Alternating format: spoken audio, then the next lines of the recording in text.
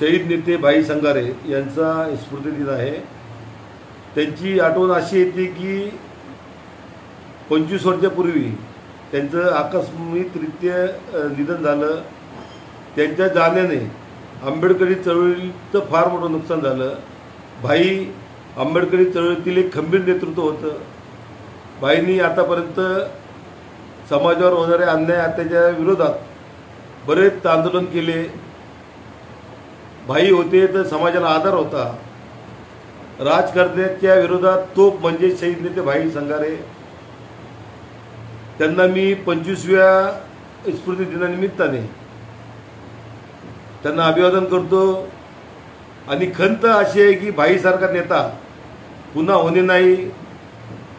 भाई संगारे अमर रहे, भाई संगारे अमर रहे। जय भीम।